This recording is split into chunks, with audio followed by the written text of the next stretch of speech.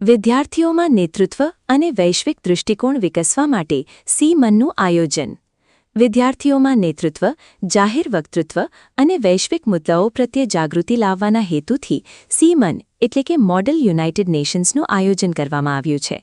આ શૈક્ષણિક પરિષદમાં સંયુક્ત રાષ્ટ્ર એટલે કે યુનાઇટેડ નેશન્સ તેમજ અન્ય રાષ્ટ્રીય અને આંતરરાષ્ટ્રીય સંસ્થાઓની કાર્યપ્રણાલીનું પ્રતિકાત્મક નિરૂપણ કરવામાં આવે છે.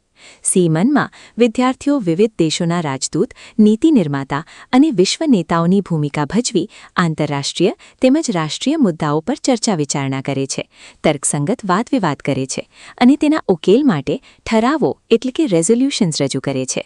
આ પ્રક્રિયા દ્વારા વિદ્યાર્થીઓને વૈશ્વિક પ્રશ્નોને સમજવાની સાથે અસરકારક નિર્ણય લેવાની અને કૂટનીતિની કળા શીખવાનો અવસર મળે છે. આ પરિષદ માત્ર સ્પર્ધા પૂરતી સીમિત નથી, પરંતુ વિદ્યાર્થીઓના સર્વાંગી વિકાસ માટે એક અસરકારક મંચ છે. તેના માધ્યમથી જાહેર વક્તૃત્વ, સંશોધન, નેતૃત્વ, તાર્કિક વિચારશક્તિ, વાટાઘાટ કરવાની કળા, ટીમવર્ક અને સમસ્યાના ઉકેલ જેવી જીવનોપયોગી કુશળતાઓનો વિકાસ થાય છે. સી-મન વિદ્યાર્થીઓમાં રાષ્ટ્રીય અને આંતરરાષ્ટ્રીય બાબતો, શાસન વ્યવસ્થા, જાહેર નીતિઓ અને વર્તમાન વૈશ્વિક પરિસ્થિતિઓ અંગે જાગૃતિ લાવી તેમને જવાબદાર નાગરિક તરીકે ઘડવામાં મહત્વપૂર્ણ ભૂમિકા ભજવે છે. સાથે જ સમાજમાં સકારાત્મક પરિવર્તન લાવવા અને ભવિષ્યના સક્ષમ નેતાઓ તરીકે વિકસવા માટે પણ પ્રેરણા આપે છે.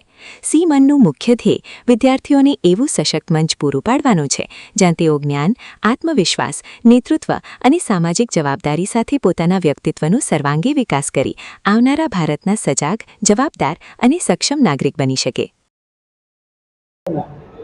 મારું નામ કાર્ય વાઘાણી છે. હું સેવિટાસ વર્ચ્યુઅલ સોસાયટીનો સહસંસ્થાપક છું.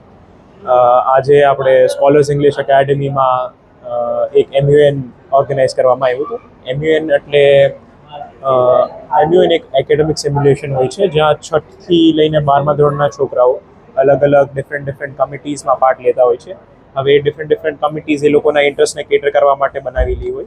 જેમ કે એમાંથી અમુક કમિટીઝ UN હોય, અમુક કમિટીઝ ઇન્ડિયન કમિટીઝ હોય. ફોર એક્ઝામ્પલ, અગર આપણે UN કમિટી જોઈએ તો આપણી પાસે આજે યુનાઇટેડ નેશન વિમેન છે અને ઇન્ડિયન કમિટીઝમાં લોકસભા અને આગળ કમિટીઝ છે. હવે આ MUN કરવાથી આ બાળકોમાં પબ્લિક સ્પીકિંગ, ક્રિટિકલ થિંકિંગની એબિલિટીઝ વધે, કેમ કે અમારા જે પણ એજન્ડાઝ હોય એ પ્રોબ્લેમ સ્ટેટમેન્ટ હોય.